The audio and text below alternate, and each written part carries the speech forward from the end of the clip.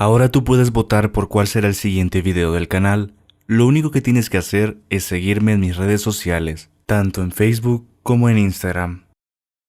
Una de las expediciones más conocidas y populares de los relatos mitológicos es, sin duda, el de Jasón y los Argonautas, pues dentro de la misma hacen aparición grandes personajes de la tradición mitológica griega. Esta es la historia. Dentro de la extensa prole de Poseidón se encontraba Pelias, un semidios sin habilidades sobrehumanas que había engendrado con Tiro al engañarla transformándose en Enipeo, de quien estaba enamorada. Al crecer, Pelias, deseoso de obtener poder y riquezas, arrebató la hegemonía de Neleo, su gemelo, y de Esón, su medio hermano, de Tesalia, a quienes desterró y encarceló respectivamente. Sin saber que Esón había enviado a su hijo Jasón con Quirón para que éste lo entrenara, Pelias obtuvo de parte de un oráculo el consejo de cuidarse de cualquiera que llegara al palacio con una sola sandalia, pues con él podría peligrar su reinado. Como Esón deseaba, el centauro Quirón educó a Jasón durante 20 años, tanto en la lengua como en el combate. Si deseas saber más sobre los centauros, puedes hacerlo al acceder al video dedicado a ellos, mismo que aparece en la tarjeta superior derecha. Al pasar esa veintena de años, Pelias decidió convocar de todas partes a personas para llevar a cabo un festival en honor a Poseidón, en donde se realizarían sacrificios en honor a ese respetado y temido dios, del cual puedes saber más accediendo al video dedicado a él, mismo que aparece en la tarjeta superior derecha. Al conocer la invitación de Pelias, Jasón decidió viajar a la ciudad de Iolco, de Tesalia, para participar en las celebraciones y, de paso, contactarse con su encarcelado padre, Esón, por consejo de Quirón. Se decía que, camino a Iolco, Jasón encontró a una anciana que tenía grandes dificultades para cruzar un turbulento río. Jasón le ayudó a cruzar sin saber que en realidad se trataba de la diosa Hera disfrazada. Pero en el proceso, Jasón perdió entre las aguas su sandalia izquierda. Por la prisa que tenía de llegar a Iolco, no reparó en conseguir una nueva sandalia, así que se presentó en el palacio calzado solamente con una. Al llegar, entre los invitados se corrió la voz de la rara vestimenta de Jasón, misma que consistía en un calzado incompleto, una piel de pantera y 2 lanzas, una en cada mano. Su extraña apariencia no fue impedimento para que le abrieran el camino hacia la plaza pública, donde el mismísimo Pelias se encontraba para celebrar un sacrificio personalmente a Poseidón. Pelias se percató de Jasón, a quien no reconoció. No sabía qué era, pero algo en aquel extraño visitante le causaba temor. Pero no hizo mayor caso al suceso. Durante los próximos 5 días, Jasón permaneció con su padre, tiempo que aprovechó para informarse de su verdadera posición en aquel reino, enterándose de su linaje real. Al 6º día, Jasón se presentó en el palacio de Pelias, a quien le exigió el trono, pues le pertenecía. Pelias entonces recordó la profecía del oráculo y al percatarse nuevamente de la vestidura de aquel insolente guerrero, se dio cuenta que solo portaba una sandalia, como el oráculo le había indicado. Pelias no deseaba ceder su trono, pues su vida giraba en torno a las riquezas, por lo que en un astuto giro, este le preguntaría a Jasón: ¿qué castigo le impondrías a un desconocido que conspirara contra su rey? Y Jasón respondió: sin duda, lo enviaría en búsqueda del vellocino de oro por su osadía. La respuesta de Jasón terminó por convertirse en su propia ruina, ya que aquel rey Pelias lo enviaría en búsqueda del vellocino de oro como condición para devolver el trono. Jasón, inspirado por Hera, aceptó el desafío. Antes de continuar con la historia de Jasón, es menester exponer al vellocino de oro y el porqué de su importancia. Se nos relataba que Atamante, rey de la ciudad de Orcómeno, se casó con Néfele, diosa de las nubes, con quien engendró 2 hijos llamados Frixo y Ele. Con el tiempo, Atamante disolvió su relación con Néfele y se casó con Ino, una de las hijas de Cadmo. Ino, quien amaba locamente a Atamante, sintió celos de sus hijastros, por lo que conspiró contra ellos para arrebatarles la vida. Ino se encargó de quemar todas las semillas de las ciudades de Orcómeno, logrando de esta manera que los granos básicos escasearan en la región. Atamante acudió a un oráculo en búsqueda de desesperada ayuda, pero no contaba con que Ino, en un intento despreciable por acabar con las vidas de Frixo y Ele, había sobornado a los sacerdotes del oráculo, quienes aseguraron que la única forma de librar a la región de la aparente maldición era sacrificar la vida de Frixo. Atamante, sin salida aparente, decidió hacerlo, pero cuando estaba a punto de ejecutar las órdenes del oráculo, Nefe le apareció ante sus hijos y les regaló un carnero alado de lana de oro, y subiendo a su lomo, los jóvenes huyeron. Desgraciadamente, en el camino, él le caería en el mar ahogándose. Cuando finalmente el vuelo del carnero concluyó, lo hizo en Cólquide, donde Frixo lo sacrificó, colgando su piel en un árbol de roble y consagrándola a Ares, dios que mandaría un terrible dragón que nunca dormía a custodiar el tesoro. Como te darás cuenta, la importancia del vellocino de oro era innegable y su obtención sería una faena osada, pues se contaba que cualquiera que se acercaba al vellocino perecería en las fauces del terrible dragón de Cólquide. Pero si deseas saber más sobre los dragones de la mitología griega, te recomiendo ver el video dedicado a ellos, mismo que aparece en la tarjeta superior derecha. Al conocer su terrible misión, Jasón no se echó atrás, así que fue en búsqueda de Argos, por consejo de Atenea, quien era un célebre constructor, para que le construyera un imponente buque, al cual llamarían Argo. La construcción sería realizada de la madera del bosque del monte Pelión. Gracias a la inspiración y poderes de Atenea, se contaba que la proa del buque tenía el don del habla. La obtención del vellocino de oro sería una proeza que no sería fácil de realizar, pero, a su vez, sería una grandiosa oportunidad para obtener gloria como héroe. Así que Jasón envió a diversos heraldos por toda Hélade para dar avisos sobre la expedición y la oportunidad de participar en ella. Muchos héroes se hicieron presente con gusto y emoción para emprender la misión. Según la mayoría de las tradiciones, estos son algunos de los tripulantes elegidos.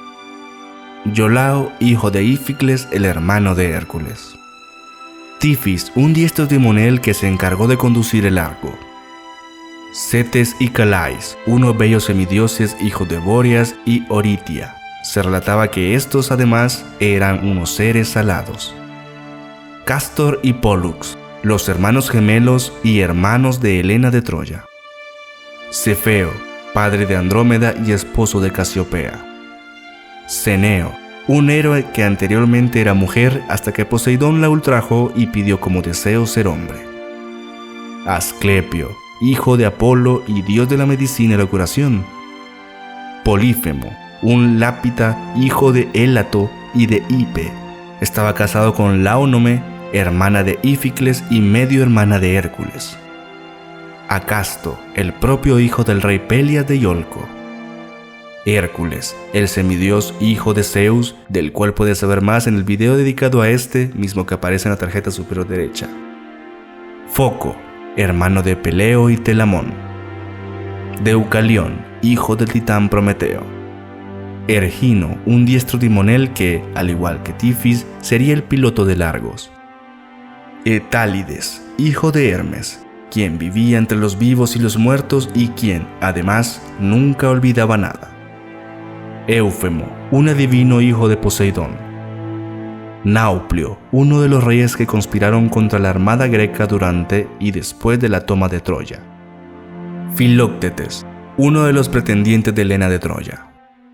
Teseo y Piritoo, grandes héroes y amigos inseparables. Telamón, nieto del centauro Quirón. Peleo, padre de Aquiles.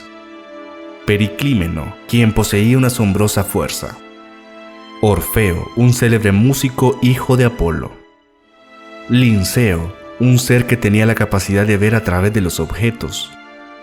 Butes, hijo de Teleonte y Zéuxipe. Menecio, padre de Patroclo. Augias, hijo del titán Helios.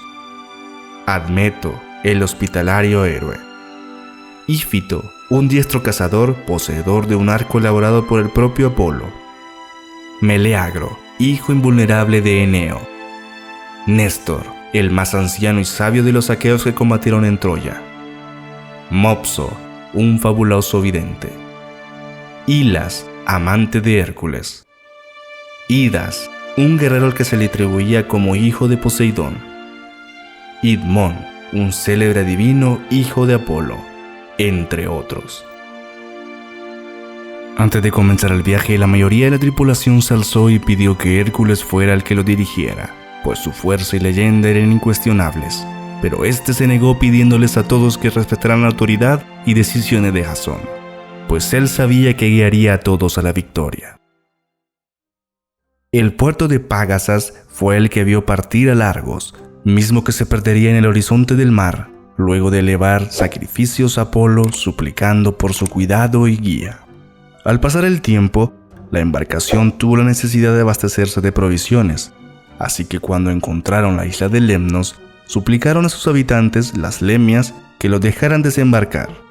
Una vez en tierra firme, todos los argonautas bajaron de Largos, menos Hércules y Orfeo. Los argonautas, al relacionarse con las Lemnias, se enteraron que la isla estaba habitada solamente por mujeres debido a una maldición que Afrodita había lanzado sobre ellas, pues en algún tiempo ellas se habían negado a ofrecer sacrificios a la diosa. Los hombres de la isla escaparon a las regiones cercanas, pues la maldición consistía en un terrible hedor que despedían todas las mujeres del lugar. Luego de esto, los argonautas navegaron hasta que se encontraron con el país de los Doliones, cuyo rey era Cícico. Todos los argonautas fueron recibidos hospitalariamente, sirviéndoles grandes banquetes y dándoles muchos regalos. Al cabo de unos días, el Largos zarpó nuevamente, siendo todos despedidos con una gran algarabía. Los argonautas habían retomado su rumbo, pero ninguno sospechó que esa noche su embarcación sería azotada por una terrible tormenta, misma que hizo volver a Largos, llegando nuevamente a las costas de los Doliones, quienes no pudieron reconocerlos y pensaron que eran enemigos que habían llegado a atacarles, por lo que iniciaron un fiero combate en el que los argonautas se defendieron quitándole la vida al rey Cícico. Cuando por fin se reconocieron, cesó la lucha, lamentando lo ocurrido y rindiendo honores funerarios a Cícico. En otra versión de la siguiente parada de Largos, se nos relataba que, al pasar los días, por indicaciones de Orfeo, llegaron a la isla de Samotracia, lugar donde vivía Electra. En esa isla, gustosos los argonautas se iniciaron en los ritos mistéricos. Gracias a esto, el Largos, junto a sus tripulantes, fueron arrastrados por una tormenta marina a una tierra llamada Sigeo, misma que se encontraba junto a la ciudad mítica de Troya. En ese lugar, gracias al correr de los rumores, los argonautas se dieron cuenta de que en las costas de Troya estaban asediadas por un terrible monstruo marino que Poseidón, el dios de los mares, había enviado para acabar con cualquier troyano descuidado que pisara las costas. Esto era debido a que, tiempo atrás, el rey Leomedonte de Troya había estafado a Poseidón y a Apolo, quienes construyeron para él las fabulosas murallas de Troya a cambio de grandes tesoros, por castigo de Zeus. Hércules entonces se puso en camino a la ciudad, en donde encontró a una joven encadenada llamada Hesíone, hija del propio rey Leomedonte, pues un oráculo había afirmado que solo ofreciéndola en sacrificio es como el monstruo abandonaría su asedio. Hércules le quitó las cadenas a Hesíone e hizo un pacto con Leomedonte mediante el cual, si Hércules conseguía matar al monstruo, recibiría como premio una de las yeguas sagradas que tenía el rey de Troya. Hércules consiguió matar al monstruo, pero Leomedonte no cumplió su parte del trato, y años después, como represalia, Hércules regresó a Troya en una expedición de conquista y saqueo. Al reemprender su viaje y al cabo de varios días, el Largos llegaría hasta las costas de Misia, donde la tripulación aprovechó para reunir víveres y reparar un remo que Hércules había roto con su formidable fuerza.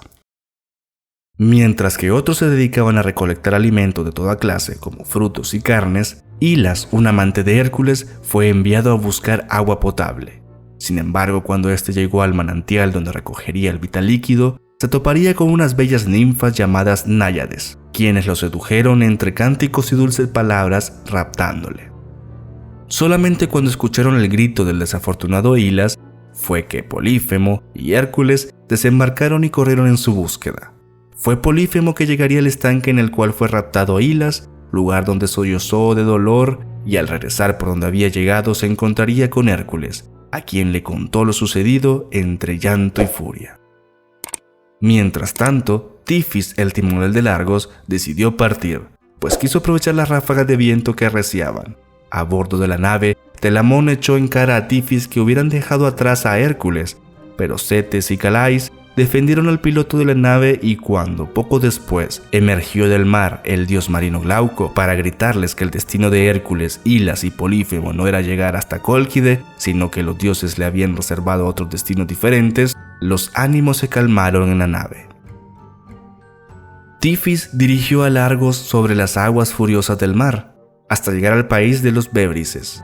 El mencionado lugar, desde hacía un buen tiempo, era gobernado por un rey llamado Ámico, quien solía obligar a todos los forasteros a llevar a cabo un encuentro de boxeo y, al ser un diestro boxeador, siempre arrebataba la vida a todos. Al llegar los argonautas, el rey los retó igualmente. El afamado héroe Pólux fue el representante del bando de los argonautas, siendo tan diestro en combate que, finalmente, el rey pereció en sus manos. Esto desencadenaría una tremenda lucha entre los Bébrices y el resto de los argonautas, resultando una victoria contundente para los segundos, quienes hicieron perder a la mayoría de los combatientes contrincantes. En otra versión de este mito, Ámico, temeroso por perder su vida, en el último momento pidió clemencia a Pólux, prometiendo que jamás le arrebataría la vida a otro forastero nuevamente. Después de abastecerse de provisiones, el Argos emprendería nuevamente su viaje y al cabo de unos días llegaría a Tracia, donde vivía un diestro divino llamado Fineo, mismo que era ciego voluntariamente, pues gracias a esto su vida se alargó descomunalmente. Sin embargo, el titán Helios, quien se indignó por aquello, envió a las arpías, mujeres hermosas que habían sido convertidas en horribles monstruos alados, para que le atormentaran, azotándolo evitando que probara bocado alguno. Los argonautas sabían muy bien sobre los dones de adivinación y profecía de Fineo, así que esperaban recibir indicaciones de este para llegar a Cólquide, además de hechos futuros que podrían interesar en el viaje. Fineo, desesperado por su situación, accede a las peticiones de los argonautas, a cambio de que le libraran de la tortura de las arpías. Aceptando el trato, los hijos de Bóreas, Cetes y Calais salieron de la embarcación volando, pues poseían alas, y persiguieron a las arpías para arrebatar sus vidas. Sin embargo, la persecución se extendió tanto que, en algunas versiones se decía que los hermanos, hijos de Bóreas, y las arpías habían perecido en pleno vuelo. En otras versiones volaron tan lejos que llegaron al monte Vesubio, de donde emergió el terrible tifón, quien obligó a los Bóreadas a dejar la persecución de las arpías. Finalmente, en otra versión, después de la persecución, los Bóreadas regresaron a Argos y le contaron a Jasón cómo lograron alcanzar a las arpías, pero por petición de Iris, la diosa del arco iris, no les quitaron la vida. Agradecido por la ayuda, Fineo le otorgó a Jasón las indicaciones que le solicitó y además, con su don de adivinanza, le dio indicaciones precisas para superar el desafío de las Symplegades, pues ninguna otra embarcación había podido superarlas. Luego de obtener las instrucciones de Fineo, el Argos se puso de nuevo en marcha, y tal como el adivino les advirtió, se toparían con las piedras Symplegades. Estas rocas eran enormes y no estaban fijas en el mar, pues cada cierto tiempo chocaban entre sí, llevándose consigo todo a su paso. Fineo le había indicado a Jasón que, para superar el desafío, debía dejar volar una paloma entre las piedras, y que, si el ave resultaba con vida, ellos podrían pasar. Pero de lo contrario, debían desistir por un tiempo hasta que otra ave lo lograra. Los argonautas siguieron estas instrucciones y aunque la paloma perdió algunas plumas de la cola, pudo ponerse a salvo. A continuación, los argonautas, remando con todas sus fuerzas, pudieron también atravesar el paso, aunque las rocas se cerraron y causaron la pérdida de algunos adornos de la nave que estaban situados en la popa. El Argo fue el primer barco que logró atravesar esas rocas y desde entonces permanecieron ya fijas e inmóviles.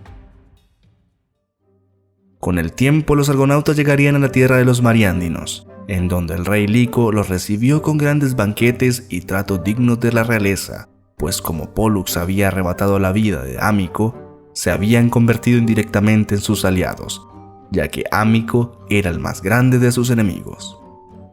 Durante su estadía en la tierra de los mariándinos, Idmón, un adivino que formaba parte de la tripulación de los argonautas, perdería la vida tras recibir una herida mortal en el muslo por parte de un jabalí gigante.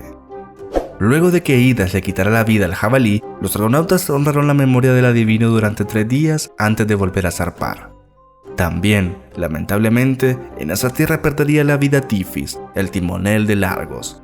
Esto fue debido a una terrible enfermedad que se le atribuye al designio de las Moiras, quienes decidieron que Tifis ya no debía seguir avanzando junto a los argonautas, siendo reemplazado por Érgino, hijo de Poseidón. Tras un largo y extenuante viaje por Asia Menor, y luego de agregar a sus filas nuevos integrantes como Dalileón, Flogio, Argos, Frontis, Melas, Citisoro y Autólico, llegaron finalmente a Cólquide, concretamente a la ciudad de Ea, donde reinaba el rey Eetes. Al entrar al palacio de Eetes, Jasón anunció sus intenciones: obtener el vellocino de oro para recuperar su legítimo derecho al trono de Iolco. Eetes, al no estar dispuesto a satisfacer sus deseos, ideó un plan para evitar, por todos los medios, que Jasón o cualquiera de los argonautas pudiera hacerse con el vellocino. Después de deliberarlo por un tiempo, Eetes aceptaría falsamente entregar el vellocino de oro, pero antes debía cumplir con dos tareas imposibles. Primero debía lazar y domar a 2 enormes bueyes que, no bastando con su formidable fuerza, arrojaban llamaradas de fuego de las fauces y narices con cada exhalación. Seguido de ello, Jasón debía arar un enorme campo con ellos y sembrar, luego de hacer los surcos, colmillos de dragón que Eetes le había entregado. Jasón aceptó cumplir con las tareas a primera hora de la mañana siguiente del desafío. En el entretiempo, aquella noche, Eros, pícaro y letal como era ampliamente conocido, lanzaría sus potentes y sometedoras flechas de amor en el pecho de Medea. Esta, ardiendo de amor por Jasón, se metió en su habitación y le proporcionó ungüentos y pócimas que impregnó por toda su piel para volverlo increíblemente fuerte e inmune al fuego y heridas que le pudieran propinar los monstruosos bueyes. Además, Medea ya había visto cómo otros domadores lograban lazar a los bueyes, así que, con tremenda precisión, le indicó a Jasón la manera de hacerlo. A la mañana siguiente, Jasón pudo domar fácilmente a las bestias. Luego realizó los surcos en el vasto terreno y plantó los colmillos de dragón como le había sido encomendado por el rey. De cada uno de los colmillos nacería un guerrero esqueleto completamente armado. El problema era que nacían con lentitud. Jasón esperó paciente que todos nacieran. Cuando hasta el último emergió, Jasón por diversión lanzaría una gran piedra en medio del campo donde los soldados estaban armados. Todos se espantaron y enfurecieron, atacándose unos con otros, hasta que finalmente quedaron apenas un número reducido de ellos. Jasón, siguiendo con su travesura, se enfrentó con los soldados restantes aprovechando su inmunidad y fuerza temporal. Al acabar con el último, las noticias llegaron al rey Eetes, quien, lleno de furia, se negó a cumplir con el trato. Al no poder convencer al rey, Medea, quien amaba a Jasón, condujo a este junto a los argonautas al lugar donde se encontraba el vellocino de oro. Además, como un extra, Medea utilizó sus poderes hipnóticos, así como sus hierbas especiales, para dormir al terrible dragón de Cólquida, mismo que custodiaba el vellocino. Una vez que los argonautas se hicieron con el vellocino, huyeron de Cólquide, esta vez con la compañía de Medea, pues, de saberse su traición, su vida acabaría al ser ejecutada. En el camino de regreso, Jasón se enamoró también de Medea y le prometió casarse con ella. El rey Eetes, lleno de furia, mandaría una gran flota tras los argonautas. Sus intenciones eran recuperar al vellocino de oro y a su infame y traicionera hija, a quien haría pagar por su osadía. A la cabeza de la flota iba Absirto, hijo de Eetes y medio hermano de Medea. Una vez que logró alcanzar la embarcación de Jasón y los argonautas, Medea arreglaría una falsa reunión para discutir los términos de rendición y devolución del vellocino. Astuta y fría, Medea se las arregló para que Absirto se presentara solo en la embarcación de Jasón, quien le quitaría la vida y despedazaría su cuerpo lanzándolo por la borda. Esto, como es de esperar, llenó de pena al rey, quien no tuvo de otra que recoger los pedazos de su propio hijo del mar. Jasón y los argonautas aprovecharon esto para avanzar en su camino, alejándose de Cólquide y su luto. Después de la muerte de Absirto, los argonautas se dirigieron a la isla de Eea, donde vivía Circe, misma que purificaría a Jasón y a Medea por haber arrebatado la vida de Absirto. Con esto, estaban listos para desposarse. Sin embargo, luego de la ceremonia y de que partieran de la isla de Eea, las naves de los colcos alcanzaron a los argonautas a la altura de la isla de Corfú. En esta ocasión, los argonautas se encontraban bajo la protección del rey Alcinoo, quien, buscando la paz, actuó de mediador entre Jasón y los colcos. Para evitar más derramamiento de sangre, el rey Alcinoo decretó que Medea fuera devuelta a sus padres con la condición de que Medea permaneciera virgen. Arete, la esposa de Alcinoo, había escuchado aquel decreto y, cautivada por el encanto de Medea, le dio aviso a los argonautas, quienes comunicaron lo acontecido a Medea y a Jasón. Esa misma noche, sobre el propio vellocino de oro, consumarían su amor. Los colcos no pudieron entonces llevarse a Medea. Los argonautas navegaron por el territorio de las sirenas, territorio por el cual era necesario pasar si deseaban regresar a Iolco, pues Medea había recibido, de parte de la diosa Hécate, instrucciones para regresar por otra ruta a casa, evitando así antiguos y nuevos problemas. Las sirenas, tal cual sucedió en el relato de la Odisea, intentaron seducir a los argonautas con su canto mortal, invitándoles a saltar al mar, donde ellas esperaban arrastrarlos a las profundidades, ahogándoles y comiéndoles. Pero si deseas saber más al respecto, te recomiendo ir al video dedicado a la Odisea, mismo que aparece en la tarjeta superior derecha. En esta ocasión, el canto de las sirenas no surtiría el efecto esperado, ya que su mortal canto fue combatido con una bella música ejecutada por Orfeo, misma que hizo volver en sí a la mayoría de la tripulación, exceptuando a Butes, un argonauta que se lanzó al mar, siendo capturado por las despiadadas sirenas. Sin embargo, Afrodita lo salvó y lo llevó a Sicilia, donde fue, con ella, padre de Érix y Policaón. Al superar a las terribles sirenas, Jasón y los argonautas tuvieron que pasar por la temeraria tarea de navegar entre el estrecho que custodiaban las monstruosas criaturas Escila y Caribdis, a quienes lograron superar gracias a que la diosa Tetis y sus compañeras Nereidas se pasaban por el aire la nave las unas a las otras como si estuvieran jugando a la pelota. Esta ayuda divina les bastó a los argonautas para llegar hasta el Golfo de Ambracia y a las islas Equínades. Pero allí una borrasca los empujó hacia el sur, hacia el Golfo de Sirte, y fueron a parar a Libia, donde la marea los empujó hasta muy adentro de la costa, en una zona desértica.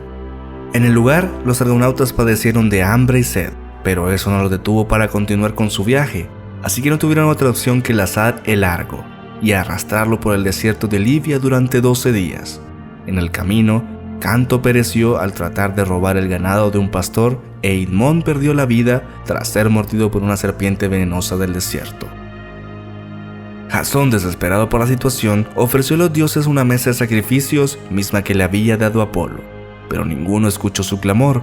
Solo Tritón, hijo de Poseidón, luego de ser encantado por Medea, llevó a Largos hasta el mar.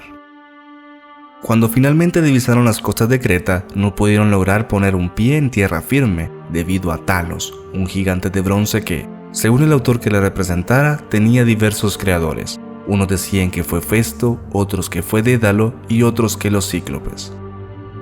Sea quien fuere su creador, su función era cuidar las costas de Creta de todos los invasores.